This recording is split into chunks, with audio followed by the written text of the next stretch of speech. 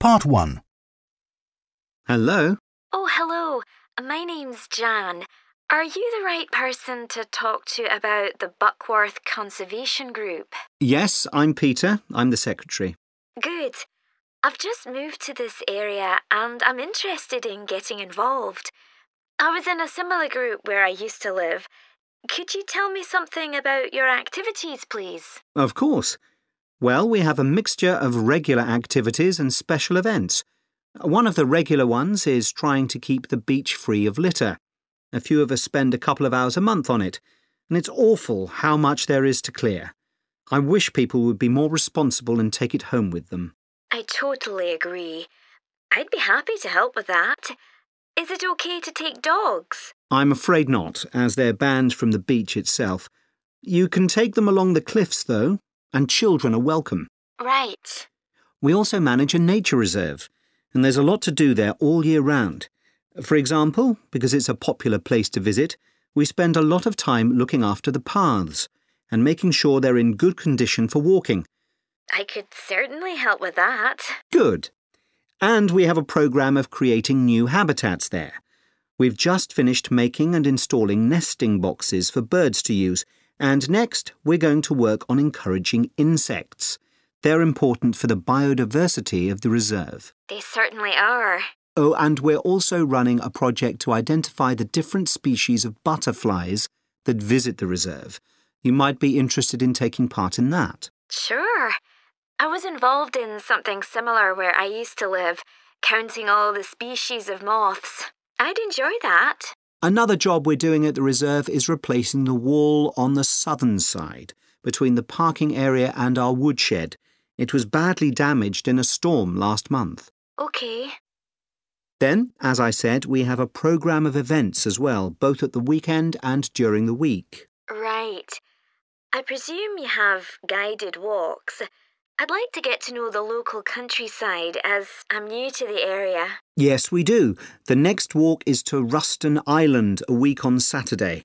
We'll be meeting in the car park at Dunsmore Beach at low tide. That's when the sands are dry enough for us to walk to the island without getting wet. Sounds good. The island's a great place to explore. It's quite small and it's got a range of habitats. It's also an ideal location for seeing seals just off the coast or even on the beach. Okay. And is there anything we should bring? Like a picnic, for instance? Yes, do bring one, as it's a full-day walk. And of course, it'll be wet walking across and back, so make sure your boots are waterproof. I must buy a new pair. There's a hole in one of my current ones. Well, I'd definitely like to come on the walk. Great. Then later this month, we're having a one-day woodwork session in Hopton Wood. I've never tried that before. Is it okay for beginners to take part? Definitely. There'll be a couple of experts leading the session, and we keep the number of participants down, so you'll get as much help as you need. Excellent. I'd love to be able to make chairs. That's probably too ambitious for one day. You'll be starting with wooden spoons. And of course, learning how to use the tools. And anything you make is yours to take home with you. That sounds like fun. When is it? It's on the 17th from 10 a.m. until 3. There's a charge of £35, including lunch, or £40 if you want to camp in the wood. I should think I'll come home the same day. Well, I'd certainly like to join the group. It sounds like you've got... Part 2.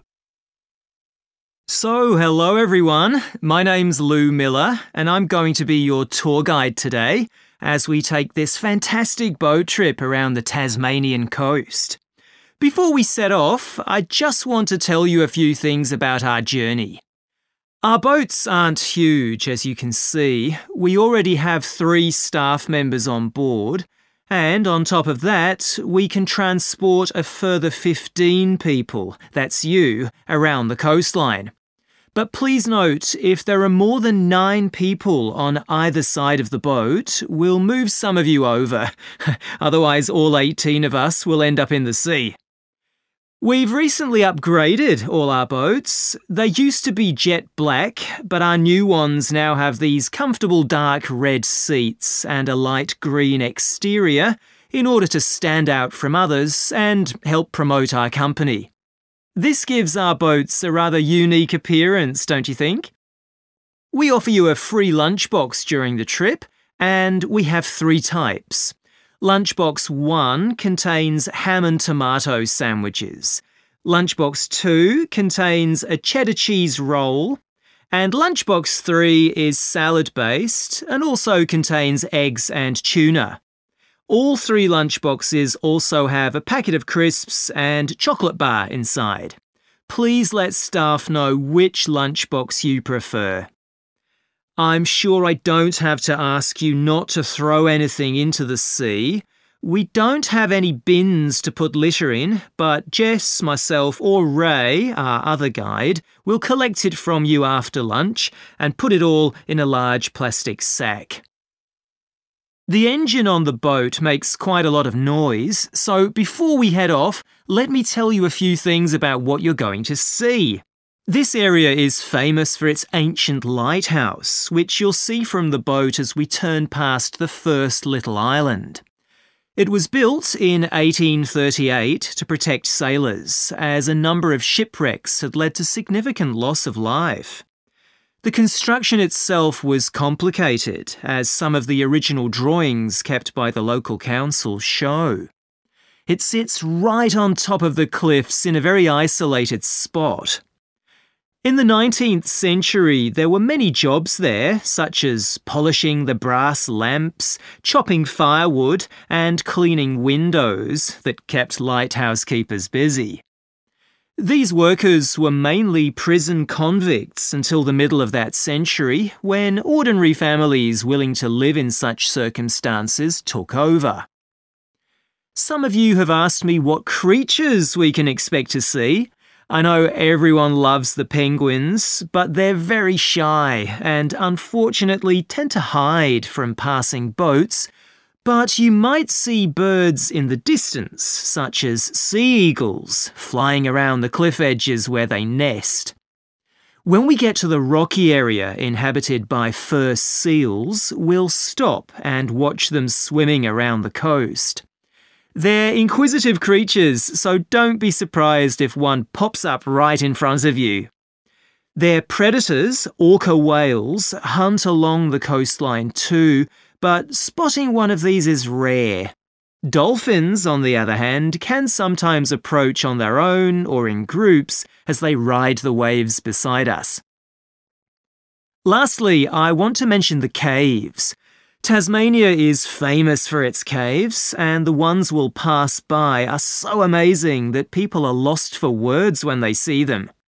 They can only be approached by sea, but if you feel that you want to see more than we're able to show you, then you can take a kayak into the area on another day, and one of our staff will give you more information on that.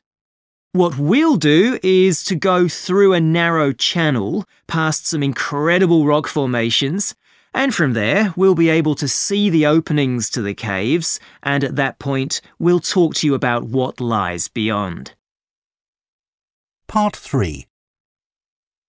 So, Tim, we have to do a short summary of our work experience on a farm. Right.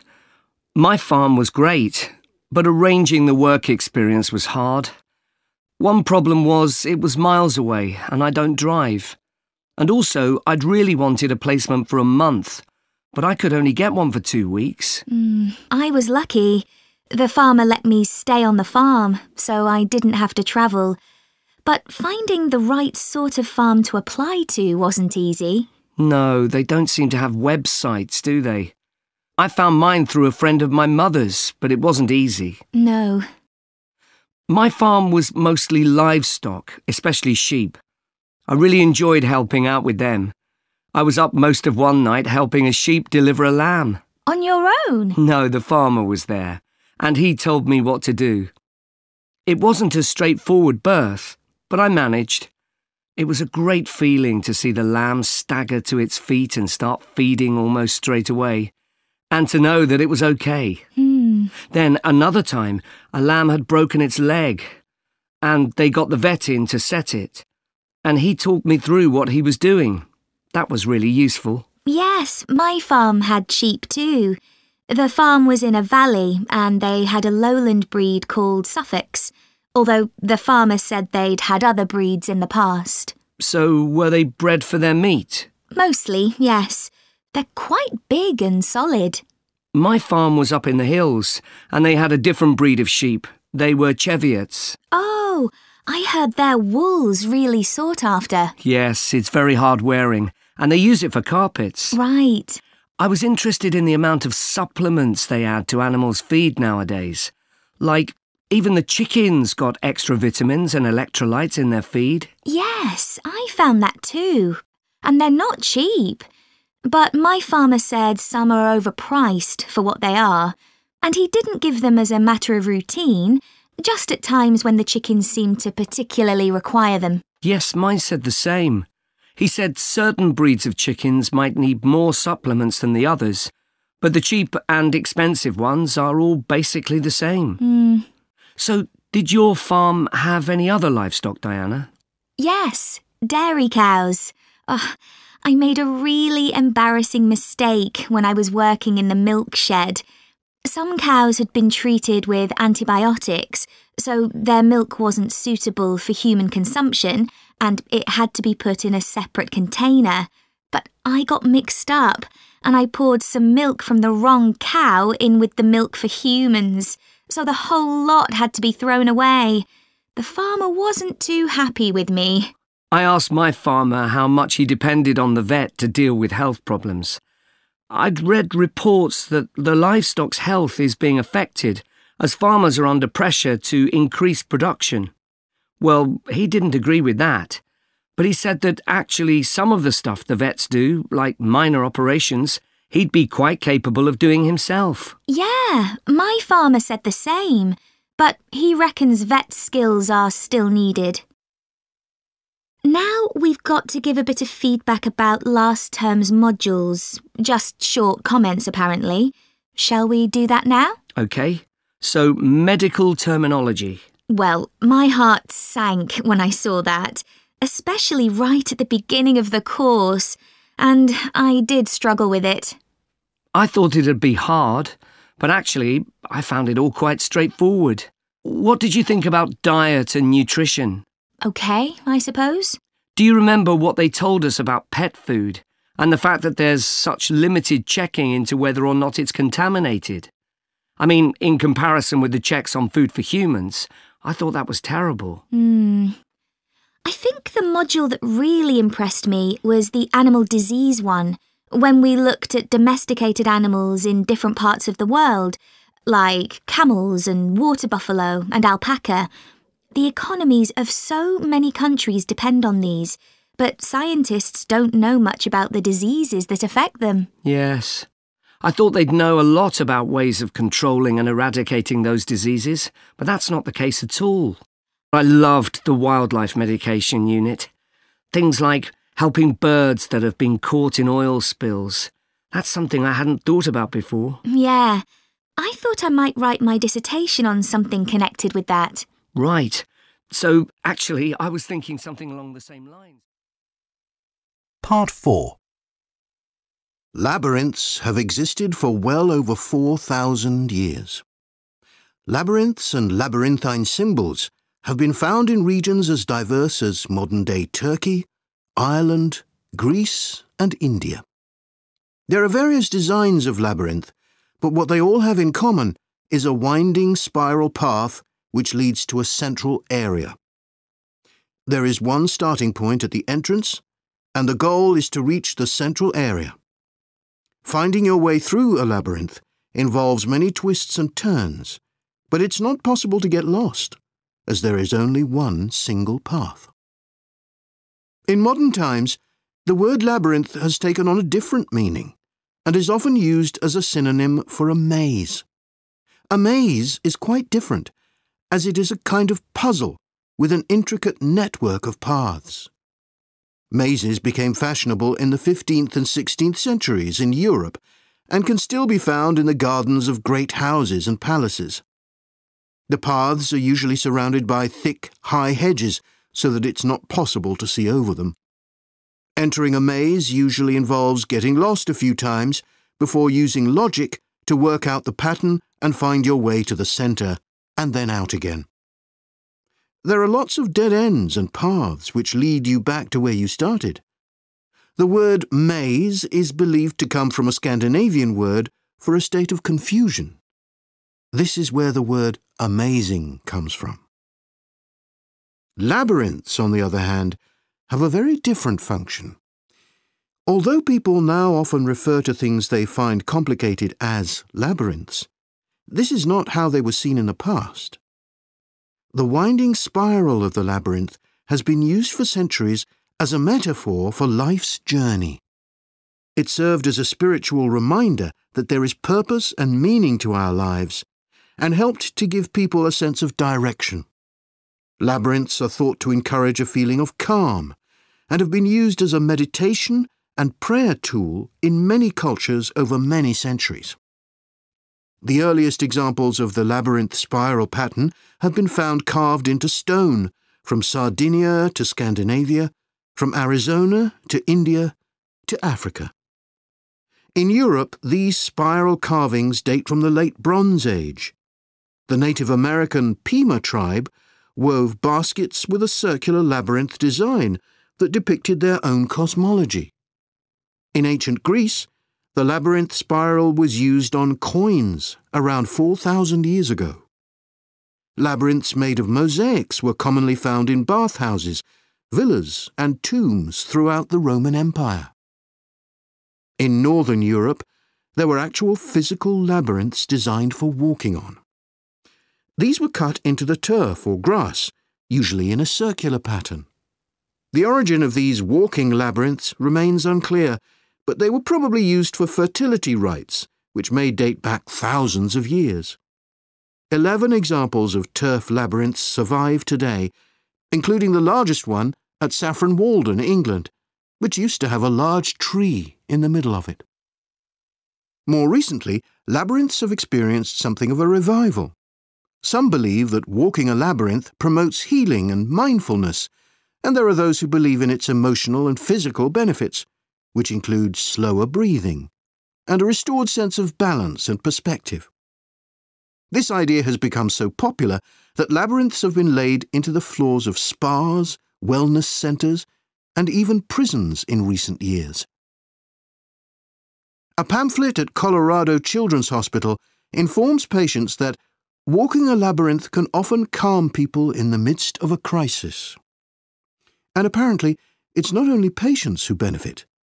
Many visitors find walking a labyrinth less stressful than sitting in a corridor or waiting room. Some doctors even walk the labyrinth during their breaks. In some hospitals, patients who can't walk can have a paper finger labyrinth brought to their bed. The science behind the theory is a little sketchy, but there are dozens of small-scale studies which support claims about the benefits of labyrinths. For example, one study found that walking a labyrinth provided short-term calming, relaxation and relief from anxiety for Alzheimer's patients. So what is it about labyrinths that makes their appeal so universal?